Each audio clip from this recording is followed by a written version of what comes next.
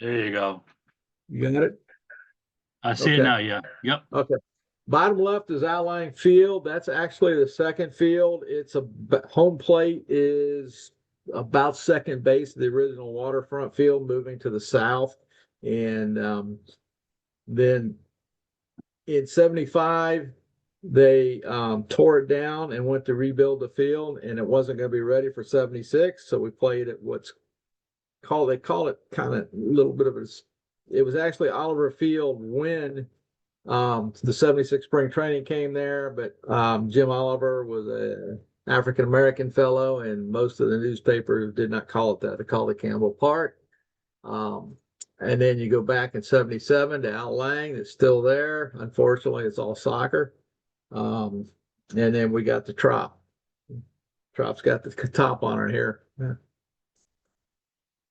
All right, and then we made also made a bookmark for everybody. So I hand everybody a bookmark before they get on the trolley, because four of these ballparks aren't still there, so they got something to reference, and on the back, surveys and QR codes and all that good stuff. So spring training, St. Pete's hosted it almost 89 years, from 1914 to 2007, almost exclusively. We had two teams each year for 58 springs, and a lot of times those were the most outstanding American League program and the most outstanding National League team, the Cardinals and the Yankees. There have been 9 different franchises come through here and train. 40 pennants were won while the teams that were actually training in St. Pete. 28 of those ended up in world championships. The Yankees, a lot of good fortune here. They won 16 of their total 27, and that's not including 51 when they traded sites with the Giants. There have been over 200 Hall of Famers appear here in St. Pete during spring training. Our first touch, though, was before spring training. In 1908, the Reds were going to Cuba to play in the Cuban American Series, and they came down to Tampa, and they came over actually to play an exhibition game in St. Pete. And this fellow, Miller Huggins, was probably the best player on that tour for the Reds, and he liked the area. So eventually he investigated into moving here. Huggins never married, and neither did his sister Myrtle, so they kind of lived together. Myrtle came down in 1912. One of Huggins' business partners wintered down here, so she came down to visit. She liked the area, so they eventually moved down here. Huggins invested in lots and lots of land down here. Almost any road that led to the beach, he tried to buy property at, and he cashed out just before the bust, really. So he did very well with his investments down here. Coffee Pod, 1914, Branch Rickey is now managing and running the Browns organization. So he brings the Browns down in 1914. Ends up with some financial issues between the owner and St. Pete. Ricky loves it down here, and we'll talk a little bit more about that park here in a second. And then from 1915 to 1918, the Phillies moved in. Now you got the two franchises, which do not have very wealthy owners involved. Actually, the Baker, the owner of the Phillies, is an ex-New York City police commissioner. He's got money, but he won't spend it on the Phillies. He's only in the Phillies because he invested money with his brother-in-law. His brother-in-law died, and he didn't want to lose the investment, so he took over until he could get rid of it. But he never moved to Philly, so he wasn't endearing to the fan base there. Coffee Pot is this is the very bottom of the screen is 22nd Avenue Northeast. You go down one block to 21st, and that's the bridge that goes over to Snell Isle. And Perry Snell owned almost everything that's North St. Pete, including this area. So he that arrow there is not, or that pin there is not quite the location, although it's pretty close. If you go to the upper circle, the ballpark was in that area. That would be up closer to probably the home plate area. And right now, that's probably some of the more expensive older homes in St. Pete, date back to about 1915. There's a couple of homes outside the ballpark area there. 22nd Avenue Northeast was the St. Pete city limits at that time. This is a 1915 picture, and you see Coffee Pot Bayou outside the fence there. And this is the Phillies. Now, Branch Rickey, when he came, he he gets all the credit for Dodgertown for all the things that were there, and you don't hear much about Coffee Pot. He came, supervised building the field. He built 4 batting cages.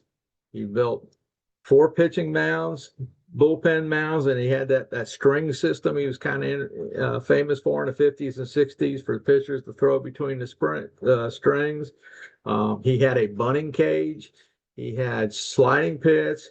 He actually had 2 base running paths with a mound so they could practice pickoffs and getting jumps on steals. He had every bit of that at Dodgertown. The only 2 things he had at Dodgertown that were additional was he had a 60-yard cinder track because they had 500 players there with all the minor leaguers, and they timed them every day into 60. And he had a pitching machine, which there wasn't much electricity out there in 1914, and I don't think the machine was invented at that point. So really, this had everything that Rickey built into Dodgertown, but nobody really gives it the credit. This is there's some dispute over whether this is an actual picture of Coffee Pot, but this was from 1914 from the St. Louis paper. So I'm going to say it is, but there's been some historians down here dispute that. You know, the fence is darker. Well, you spend a wood fence, spends a year in Florida in the sun, it's not as dark the next year. So if you can, see the difference, but very similar construction. They talk about the distance between first base and the cut of the grass. Well, I've coached ball a long time down here and took care of fields. Bermuda grows well in the sand, but it loves red clay even more, and it really creeps over a year's time. So I'm good with that. This is actually a picture of the stands, the grandstand. If you look to your right, you'll see that one covered area way down there past third base. It must have been because it was mostly Negro carpenters, but that's actually the Negro section right there that's covered, and there's a section in between the cheap seats that are not covered. So the 2 managers' significance, Branch Rickey, of course, the one Hall of Famer. The only other Hall of Famer that was with the Browns was their 40-year-old backup shortstop, Bobby Wallace. I don't know. I wouldn't have known before I started this research. He was a Hall of Famer. And in 1915, the Phillies named their backup catcher, Pat Moran, as the manager. He'd kind of been the quasi-pitching coach. And anyway, well, he ends up being just an excellent handler of pitchers. And these 2 are going to circle back to St. Pete in history, and that's why I include them in here. So we'll get to that in a bit. Here are pictures of the batting cages that Rickey built. Rickey actually took those with him to St. Louis when he left in 1914. So the Phillies did not have an elaborate system. They did build a cage out in left field. Left field must have been very deep because in the 5 years of that ballpark, not a single home run was hit out of left field. Again, you're in a dead ball era. Right field was about 240 down the line. Center was about 290. So I'm figuring left was 260, 270.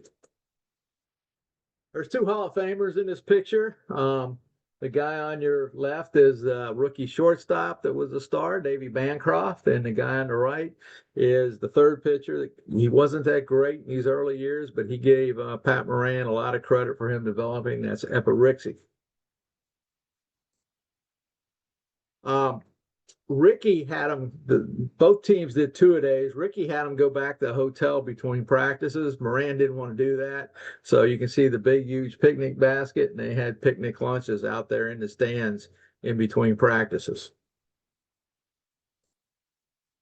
Some of the more famous Phillies here.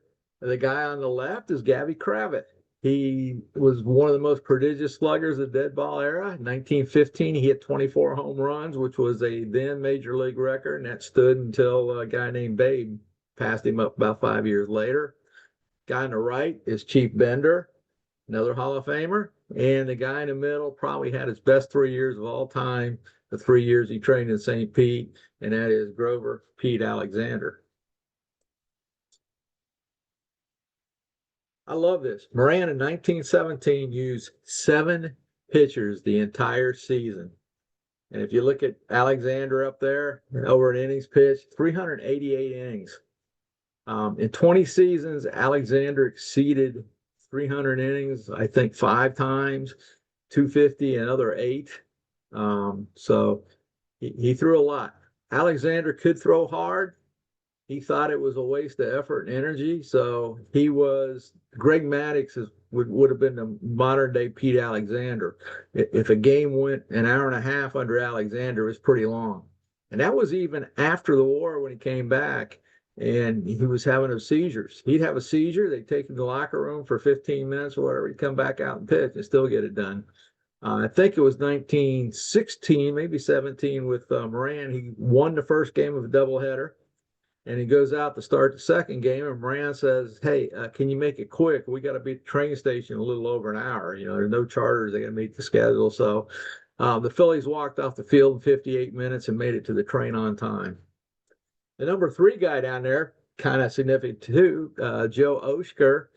He is, I think, the only man in Major Leagues history to throw 2 complete games of 20 innings or more, and one of them was here in 1917.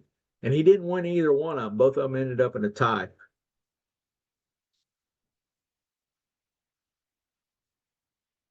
Couple more things. I'll go back to the coffee pot there.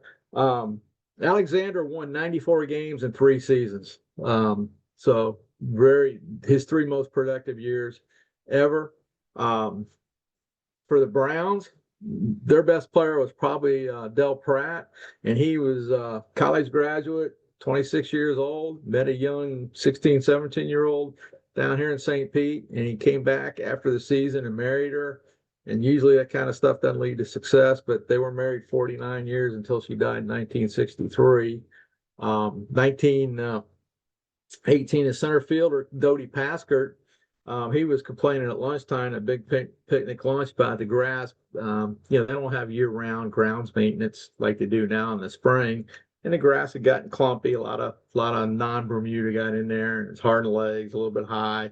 So he went out with a box of matches, started lighting matches and throwing it in the dry grass, and pretty soon the wind blew and the left field fence caught on fire. So they had to bring in the business manager was a volunteer fire chief, and he started the bucket brigade. And the backup shortstop was also a volunteer fireman. So he found an axe and cut out the piece of fence, and they got it nagged down. World War II leads to the demise. The Phillies decide not to come back. And Baker traded Alexander, the star, figuring he was going to get drafted into the war, which he did. And then he had that traumatic brain injury over there, which led to his problems afterwards. Moorfield, we don't have a team in 19, in 20. We're still chasing teams. We're chasing the Yankees, chasing the Red Sox, chasing the Reds, everybody. So finally, a guy named Dr. J.L. Moorfield, he's from North Carolina. He was a ear, nose, and throat guy. His brother was a minor league ball player, pretty decent catcher, evidently, a little bit big and slow, but fit the mold for those days. So he leased this ground and he built the ballpark. And according to Al Lang, who was then the mayor, he said, you can name it after yourself. So it's Moorfield Ballpark. The top picture is the actual stands. The bottom is just I pulled that for somewhere else because basically as the year went open, they opened up the gate down the first base line, and you could bring your cars or your buggies or whatever in up by the field and watch the ball game. So we get the Indianapolis Indians, and now there's only a couple teams down here. We got the Senators, Clark Griffith over in Tampa, and you got the defending world champion Reds are down in Miami, and then the Jacksonville teams didn't want to travel, so they arranged to play. Indianapolis would go to Tampa for 2 games against the Senators, and would go to Miami for 2 games against the Reds. And in return, each of those teams would come to St. Pete for 1 game. So we actually had Major League spring training then. Here's a couple of major leaguers that actually live in the St. Pete area, and they started winter ball here too, in the winter of 1920, January, February. Wilbur Good, who had been with the Cubs and a couple other teams, and he ended up retiring about 60 miles north of here. And then Buck Herzog lived in St. Pete, not very far from Coffee Pot, as a matter of fact. So they played in the winter, keep in shape with a bunch of mostly minor leaguers.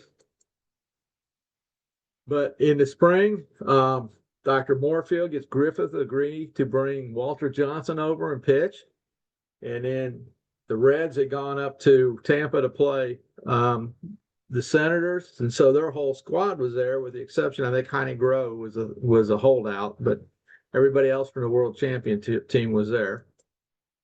So not only was it St. Patty's Day now, but they, with that promise for Johnson to come pitch, they made a Walter Johnson Day. It was a half holiday for the city of St. Pete to come out and see the game. Plane flew over, dropped the ball, Mayor threw out the first pitch, whole big show, and Walter Johnson throws 5 innings. And so that was a pretty big deal. About a week later, the defending champ Reds come to town. Dutch Reuther, who was arguably, in a 1A, 1B situation in 19, he starts and throws 5 innings. The entire starting lineup, with the exception of Groh, play the entire 9 innings. From the world champions, and actually the Reds relief pitcher lets them down, and the Indians win that game in a walk-off. Indianapolis's manager was Jack Hendricks. Well, let's see if I can connect all this together. So Ricky was the Browns manager, and Huggins was the Cardinals manager at the same time. And this new complex that Ricky built at Coffee Pot and the college way of training and all that, Huggins kind of sniped at him a little bit in the press, and they had this big press argument.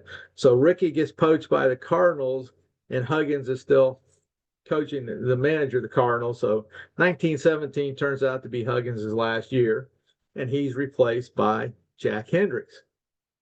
Hendricks lasts 1 year. Ricky replaces him, takes over as a field manager for the Cardinals. So Hendricks goes back to the Indians. And then, of course, Moran, he gets let go. He didn't get renewed with the Phillies. Christy Mathewson can't come back from the war to manage the Reds, so Moran takes over the Reds in 1919. So his first year as a manager in 1915, I forgot to mention, the Phillies win the pennant. So he goes to the World Series that year. They lose to Babe and the Red Sox. And then he takes over the Reds and not just wins the pennant, but he wins the World Series. And he ends up, he had a worse drinking problem than maybe Alexander, and he dies young in 1923. So who replaces him? Jack Hendricks. So all the managers down here seem to be a little bit intertwined. Now, the following fall, November, after the season, late October, November, December, going to have another Winter League. And Dr. Moorfield gets a letter from whoever writes the letters for Shoeless Joe. And Joe says, hey, I want to come down and manage your team this winter, and I'm going to bring Lefty Williams with me to pitch. So Shoeless Joe was headed to St. Pete until that one little thing called an indictment got in the way. And obviously there was a little bit of trouble with professional baseball, and it was more than just a rumor, because the Saints, the Winter League team, actually had to announce the release of both Joe Jackson and Lefty Williams. But don't worry, Joe Jackson did play down here. There was a Joseph Shoeless Joe Jackson played in the Negro Leagues down here for St. Pete, so he made it. Finally, they get back in the game. In 1922, they get the Boston Braves down here. The Saints in 21, because Moorfield was only leased for a year. Again, it's probably one of the other finer neighborhood areas, and some new owners bought it out, and they weren't going to extend the lease. So a field was built on the waterfront. A hurricane came through in October of 21, pretty much took out the structure. And they made a deal with the Braves to come here for 22, provided they could have a field ready to go in 24 days. So they paid the carpenters and tickets, and they put this thing together, and they got the Braves down, the Braves down beginning in 1922. Now, this is actually Christy Mathewson's group. He's not the money guy, Judge Emil Fuchs is, but Mathewson put it together. Mathewson did not make it down here in 22. He was too sick. He did come in 23 to work with the pitchers. This view is a little bit significant for me, and I'll tell you why in a minute. We're on top of what's probably, it's a postcard, but that image is what's top of the West Coast Inn, a 4-story hotel, one of the nicer ones in town at the time. The Braves were there from 22 to 37. They'd kind of worn out their welcome, and Al Lang had been a mayor and kind of our baseball ambassador and everything. He kept in touch with Branch Rickey, and guess who was running the Cardinals at that time? It's Rickey. So the Braves say they're not coming back, and 4 days later, the Cardinals says, "Oh, we're coming to St. Pete." So that deal had probably been in the making, just waiting to get the Braves out of the way. The Yankees showed up in 1925. Of course, the war years, nobody was here, and 46 was the last year before they tore that down and rebuilt the next field. In the waterfront, Babe Ruth, and you kind of see it where that arrow, the arrow is the West Coast Inn I was talking about, and the other side to the right is about where home plate was. Now, you look at the street behind there, that was actually the train tracks that went a half mile out into Tampa Bay in order to reach deep enough water for steamers to get into. Tampa Bay is one of the country's largest estuaries, but it's also one of the shallowest. Not very deep. I went out to the shipping channel. It's about 14 feet. Not very deep out there. So anyway, Ruth hits one, and it hits the sidewalk, and one hops and hits the second story of the West Coast Inn.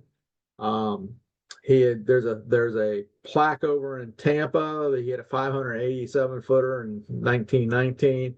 This is about 1934, so 15 years later, and they measured it. They just remeasured it in February, and about 611 feet. And the building, the wall that he hit was just a couple inches short of 624 feet. So pretty good shot.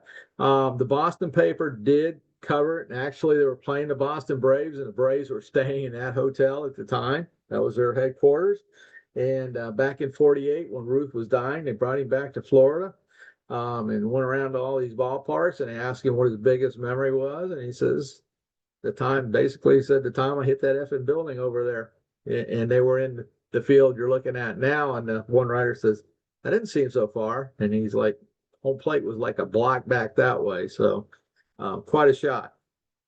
And he evidently 2 or 3 times had rolled the ball up to that building also.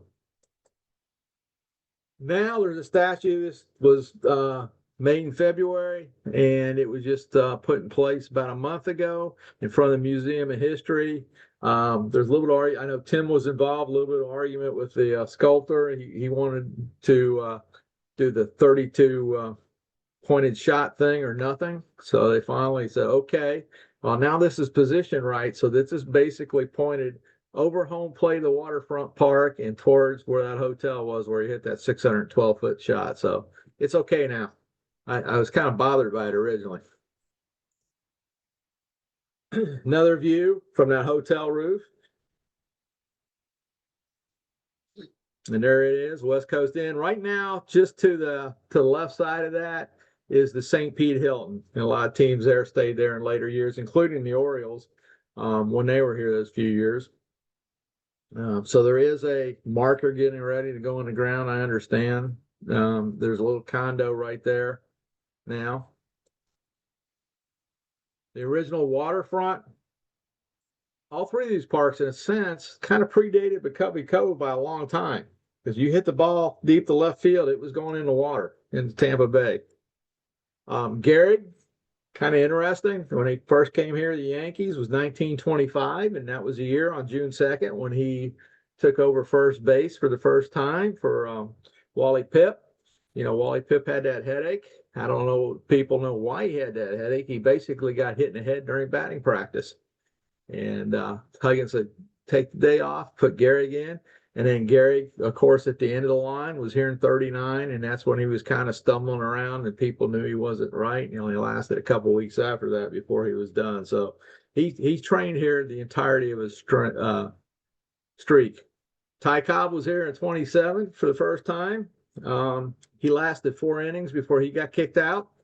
He was actually in the on-deck circle at the time. Joe DiMaggio came here in 36. He went 4 for 5 his first game. He was hitting about 600.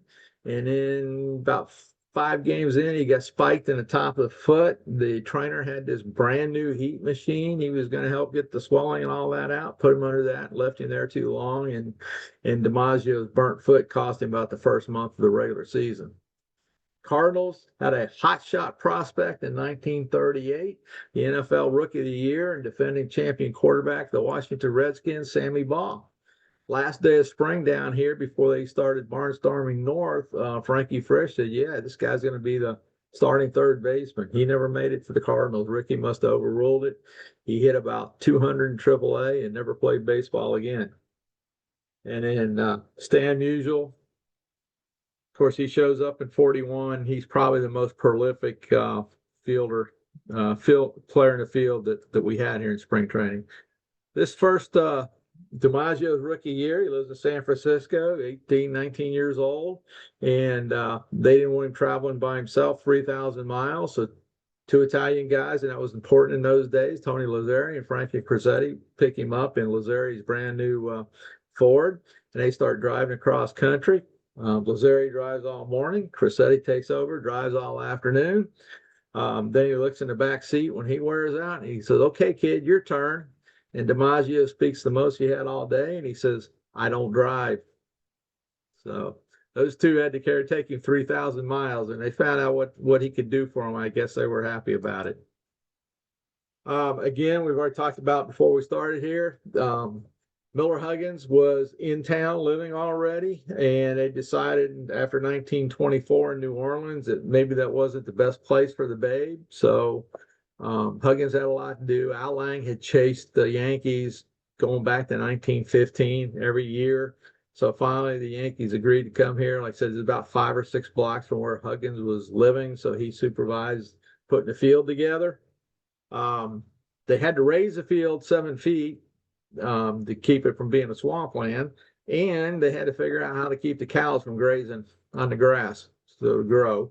The original part did not have fences until about 1939. The locker room, there was actually kind of a log cabin a block or two away that they used for a while, and then they finally built one for the Yankees. And like I said, they tore it down and built a new one for the Mets in '62. So Yankees were the biggest, or they're the longest. They traded training camps with the Giants in '51, so we had the Giants here in '51. So Mickey Mantle makes his rookie debut in spring training in Phoenix and they're in Arizona, and Willie Mays does not come to St. Pete. We'll talk about that in a minute. During his rookie year, the Yankees try to break their contract a year early, and the only way they can do that is if they have another team come in. Well, the brand new Mets team took their place, and we're here from '62 to '87. The Orioles, like I said, they were kind of split in Sarasota. They liked it down there, but the White Sox wouldn't let them use the stadium. So when time start playing games, they would come up here and they play 12, 13 home games a year at Al Lang and share it with the Cardinals. However, and just kind of like the Mets and the Yankees, they weren't allowed to use the Cardinals locker room. They weren't allowed to use the visitors locker room. So their locker room was at Huggins Stengel by this time. They dressed there and took a bus down, or they were actually in the Hilton across the street. So probably some of them just dressed at the Hilton and walked across the street to the ballpark type thing. And honestly, they were for the most part satisfied with the situation, but they did want to bring everything together eventually. And like I said, St. Pete didn't go for that at the time. So they eventually moved after the '95 season. And then the Rays came in when they were here. And then the Rays were back in '23 after Irma took out their spring training facility in Port Charlotte. This is 1925. That's the opening for the Yankees, the first day. You can see there's not much there in the background. The lake. This is the field today. Right field is 390 feet. And I used to coach high school ball, and we played there, St. Pete High. You stand at home plate, it looks way longer than 390. It looks farther than center field, which is over 400 feet. It's a shot to get out there. Babe Ruth obviously did it many times. Dave Kingman, Mickey Mantle. There was a minor leaguer that hit 6 in one day, but he never played a day in a major league. So apparently he wasn't getting any curveballs in BP. That water tower and the field are both designated historical locations, so they're permanent. There's the Babe, and you can see that berm still there and the stairs, but there's no fencing. People just stay up on the berm and watch them practice. Some years there were some stands brought in. Some years they just stood around. Now this hit me. I saw this picture, and this is actually Shea Stadium, but you got you got the old song from the '80s there, Willie Mickey and the Duke, and then you got Joe D, and they're all in their home whites. Now, where on earth did they play all in the same field in their home whites? It wasn't Shea Stadium, but it was Huggins Stengel, which is the only place existing, and it was down on the waterfront ballparks. So St. Pete's the only place these guys all dressed in their white uniforms to play games during their major league career. The Orioles had 4 Hall of Famers in those 4 years here. Of course, Cal Ripken was here the whole time. Messina in '92 was the second year, and that was really his breakout year. I think he went something like 14-5. Had Harold Baines in the DH a couple years, and you had big old Lee Smith for one season. Al Lang Field was built and opened. The day the field opened, they named it after Al Lang, and it existed from 1947 to 1975. Interesting fact here, when it closed in '75, it was the St. Petersburg Cardinals winning the Florida State League championship game. The final run was scored not by a guy we regard as a ball player now, but as the super agent, Scott Boras from the St. Pete Cardinals. The Giants played out there in '51. Of course, the Yankees and the Cardinals those years, and then the Mets. Those are the only 4 teams that play through there. Again, the same 4 guys played as members of the home team, wore white. Standing man hits 312, 398, 504 slash, 19 homers, 95 RBIs in 47, and he gets the same contract mailed to him that he made in 47, $31,000. That's hard to imagine this day's game, what you'd be worth.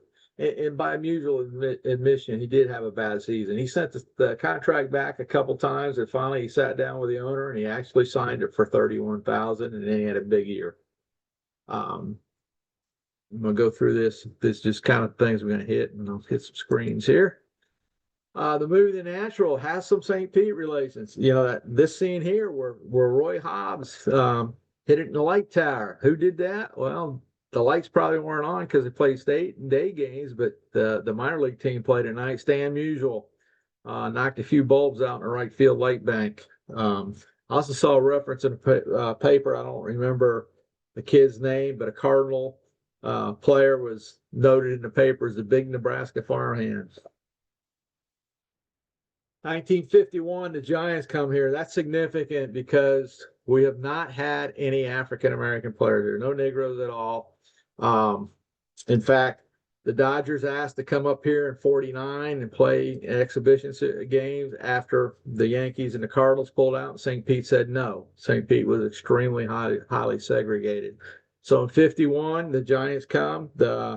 One of the Giants executives contacted in the Negro community was asked to find spots for 8 players to live, and they only brought 4. That was Stoneham's quota, and it turned out to kind of been the quota for the major league, especially through the '50s. Nobody was to have more than 4 Negro players. That way, you couldn't have a majority Negro lineup in the game. Frank Robinson responded in the late '50s when he was over in Tampa with the Reds. He said he got out to spring training, he counted 5 Negroes, and he thought to himself, "Uh-oh, one of us is gone." And that one of them was actually one of his old high school teammates, Kurt Flood, got sent to the Cardinals. So on your left is Monty Irvin, the Hall of Famer. That's Artie Wilson, and the second guy from the left, shortstop. Very good ball player, probably a guy that the times really hurt. Should have been a major leaguer, didn't get a very long shot at it. The third guy is Hank Thompson.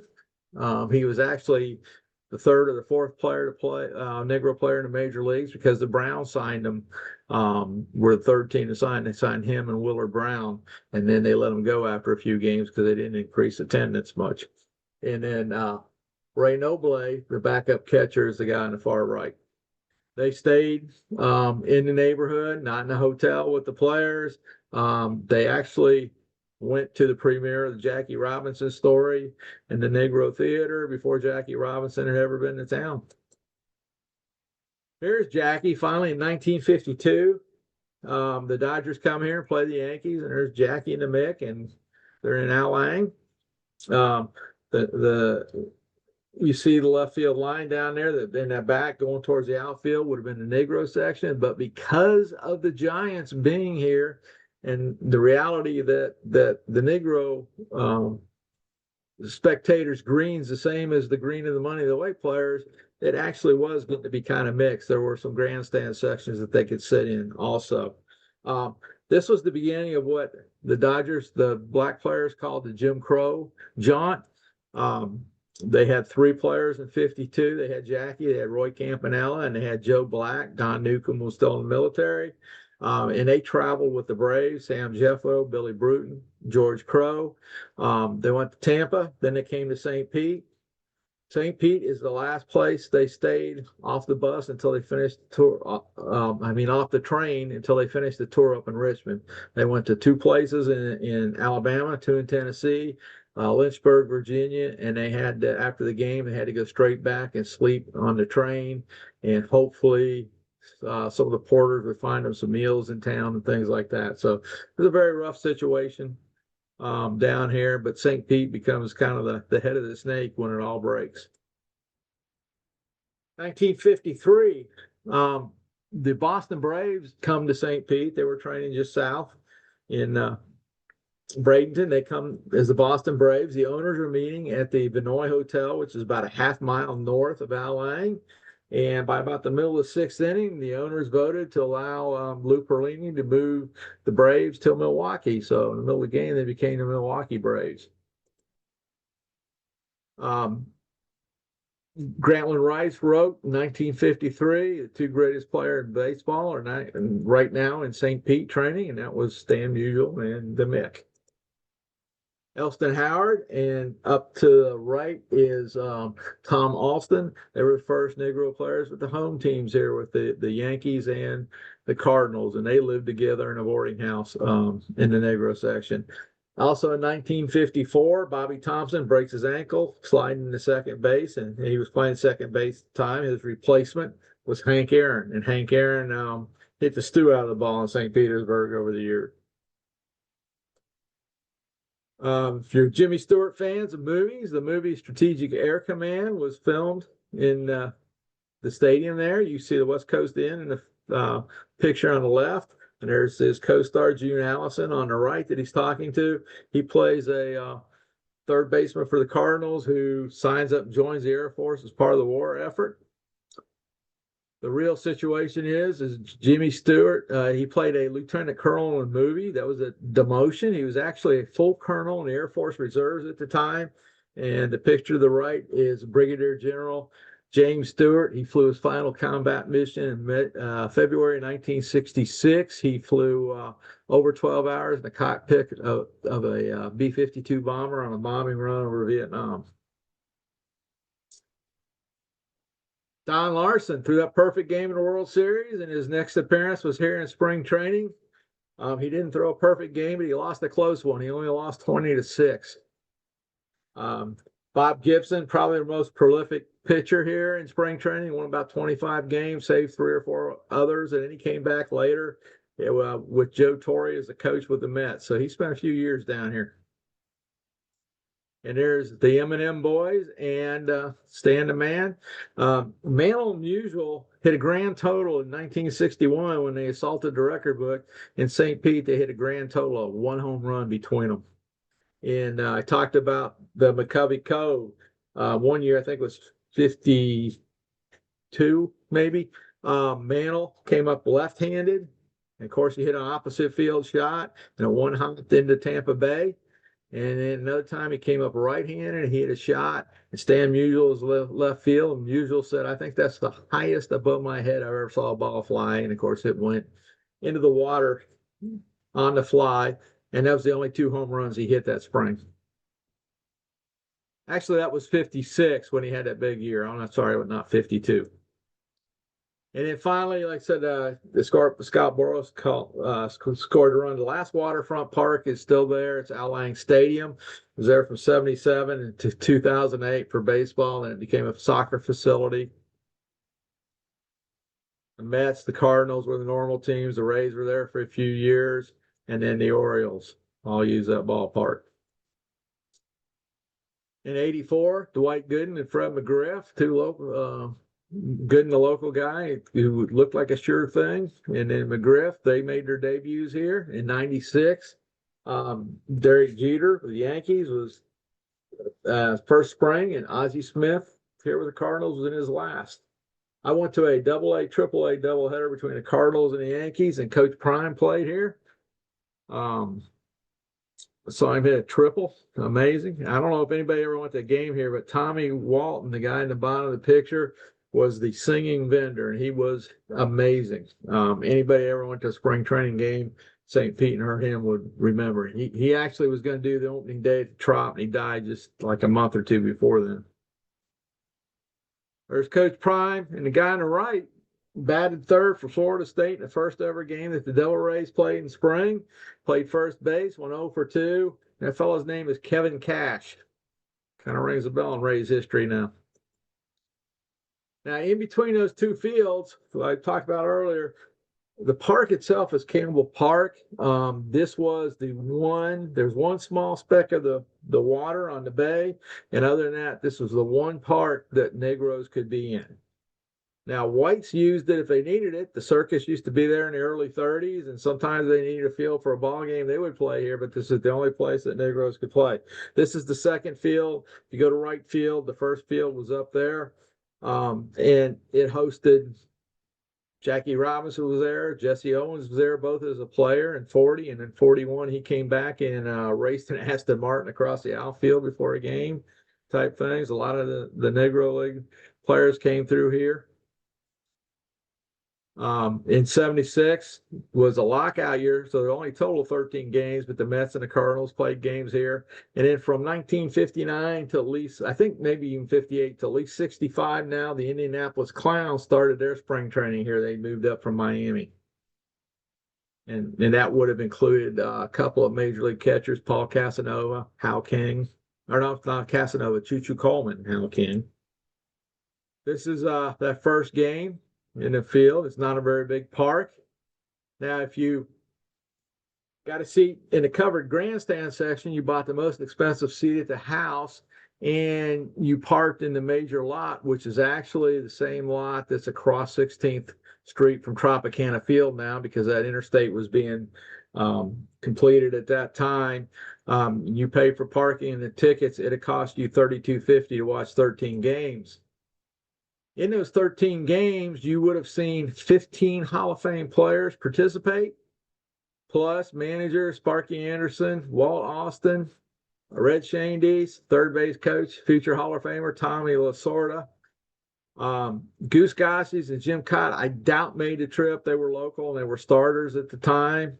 But Don Sutton was probably here in uniform because the Dodgers would have come over to play 4 or 5 games on this coast. So, it's advertised that like in 1928, in 27 games, there were 28 Hall of Famers. Well, in 13 total games here, if you were collecting autographs, you could have got 20. So quite a thing. The only Willie Stargell and Mike Schmidt hit homers out of there, even though it was only 293 down the lines at about 360 to center field. You guys have probably heard of, obviously the Green Monster at Fenway and the famous chicken, formerly the San Diego chicken. This place had the best of both worlds because out in left field, rising above that new fence, 19 feet, was the chicken wire monster. So there are a lot of doubles and triples of balls that got hung up in that chicken wire. Some of the Negro players that had played down there to the left with the Mets, that's Ed Charles. He was in the movie 42, was portrayed as a little kid. He came over here when he was about 14 to live with his sister, played ball through here at Gibbs High School. He was followed by the guy to the right, George Smith. We ended up with the Red Sox, starting second baseman in 66 after a few years with the Tigers. Before that, a utility role. Lost his job in 67, but he also tore up his knee in spring training. And even when he came back, Dick Williams did not call him up. But he must have been a popular guy because the 67 Red Sox voted him a half a World Series share. The guy down at the bottom of the Dodgers uniform is the next guy at Gibbs High School that succeeded George Smith, and that's Nate Oliver. played part-time player for several years, mostly with the Dodgers. And in 51 and 52, and a guy signed out of St. Pete playing with the Pelicans was Mudcat Grant. The guy at the top is who the field's named after. That's Jim Oliver. That's Nate's father. He played in Negro Leagues. The only thing he gets credit for is with the Cleveland Buckeyes in 46, but he played with the Clowns and he played with the Birmingham Black Barons for a while. He was also the first Negro player to integrate St. Petersburg A-ball team, the St. Pete Saints, in 1955. In 61, the Yankees, not Mickey Mantle, not Whitey Ford, those guys stayed at the beach. These guys stayed at the Sereno Hotel, which is one of the grand hotels down the waterfront. It's not there any longer. It went into decay. If you watch the credit scenes from the movie Lethal Weapon 3, it looks like an explosion, but that's Hollywood. It was actually imploded for that movie. At the same time, one of their better players, Elston Howard, and Hector Lopez, this is about the finest lodging they could find in the area, this hotel. They couldn't live at the beach, even if they could afford it, type thing. Or sometimes they live in a house like this. Grand luxury, right? Cardinals, again, Stan Musial, Ken Boyer, lived on a beach with their families. Guys that weren't even going to make the team lived at the Vinoy. It's still it's only about a $600 a night hotel right now. These guys, Bill White, Bob Gibson, Kurt Flood, they could stay at a place like this or a place like this. Actually, Bill White slept on the sofa in the Florida room of this house one year. That was his accommodation while the White teammates that weren't even going to make the team were probably the nicest place in St. Pete that's not on the beach.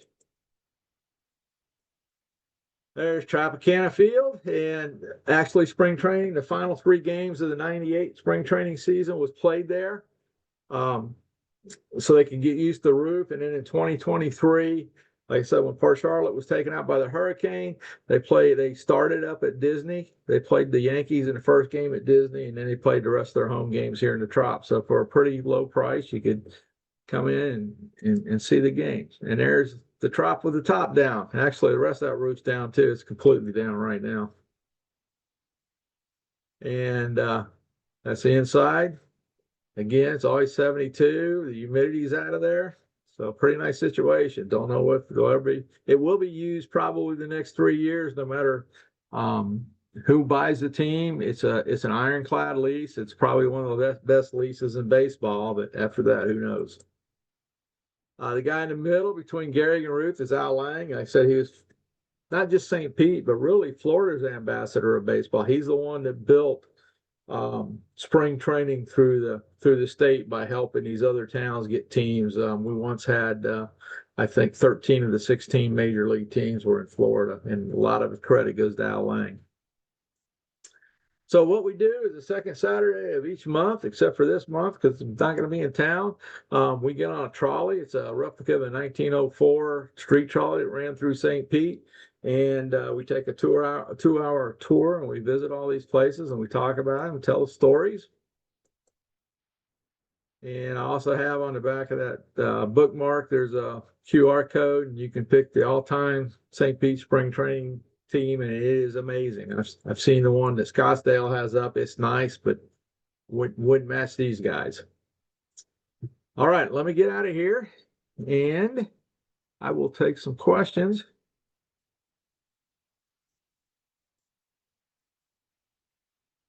Question is, can I get out of here?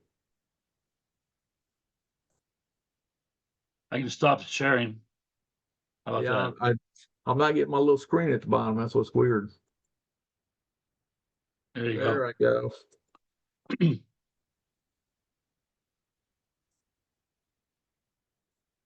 All right. Anybody have any questions? That was a lot.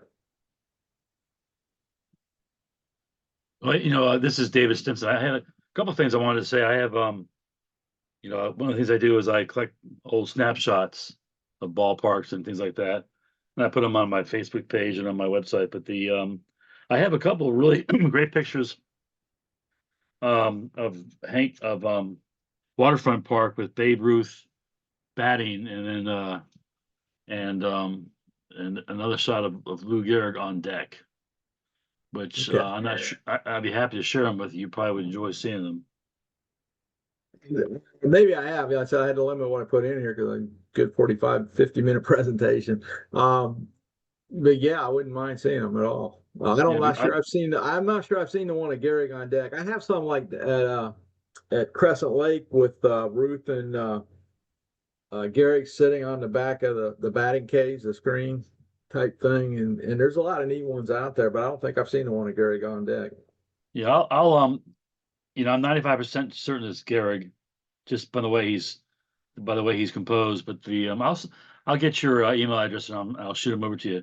I mean, Okay. I buy these things to share. I don't buy them to sell. Yeah. And I don't, it's a love of the game. So, and I also have a good shot of Babe Ruth, a couple of shots of Babe Ruth at Crescent Lake, wearing his white tidy whities kind of, before a game, Right. which I'll as well. Everybody. I did want to say one thing. If I forgot to leave out, we're talking about Garrick, and I had 1926, and I flipped back to 25 about his streak. But oops, lost everybody here. Let me get back. In 26, mild manner Lou Gehrig, he actually got thrown out of the game down here, and Huh. along with six other Yankees for arguing balls and strikes. And during all the commotion of all those guys getting thrown out, a plane actually crashed in the bay, so all the fans could see it. So Huh. quite an event.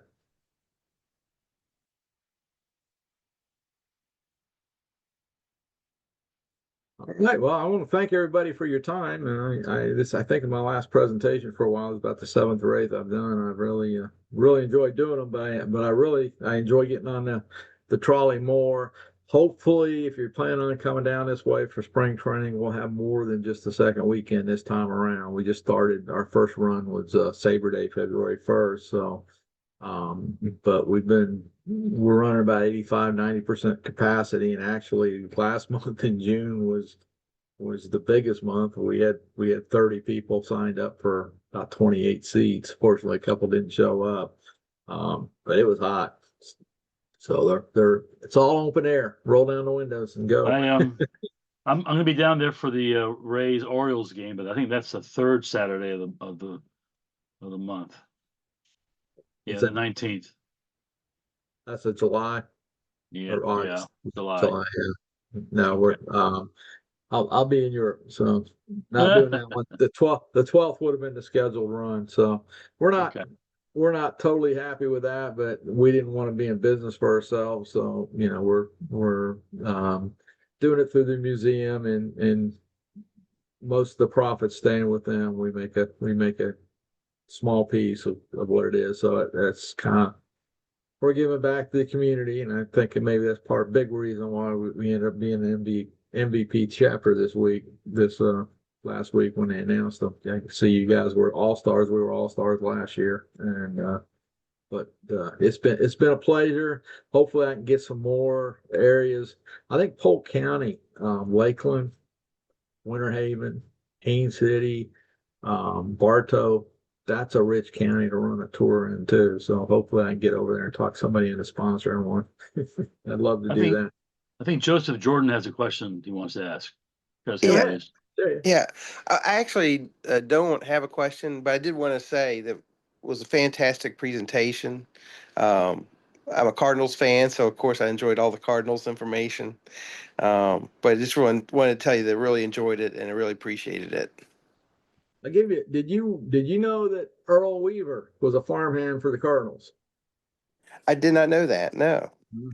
no. In 1952, um, Earl Weaver, well, was playing at home. So the Boston Braves, one of my favorite names. He played 1 year with the Braves as in the major leagues, but leading off for the Braves was Jack Daniels, and Huh. leading off for the Cardinals was Earl Weaver. And then a week later is the Cardinals and the Yankees, and leading off for the Yankees was Billy Martin, and leading off for the Cardinals was Earl Weaver, and a brawl didn't break out, so did pretty well there. I think the Sammy Baugh thing is something a lot of people don't realize about the Cardinals either. Yeah, I didn't realize that either. And the Scott Boris thing. So yeah, He was it's a Cardinal fantastic. farmhand in 70. No, I'm sorry, 66. The Cardinals won also. The A-ball team in St. Pete won also, and their manager was Sparky Anderson for the Cardinals game. A lot of good stuff. I can only pack so much in it. I got about 3.5 hours worth, so you hear something different than the last group heard, probably. Well, We're Ken, thank you so much for the presentation and taking the time. I hope you have a great trip to Europe. Thank you. And hope you find some Italian baseball to watch. There you go. I do too. My pleasure. Thank you, guys. Thank you, Ken. All right, take care, everybody.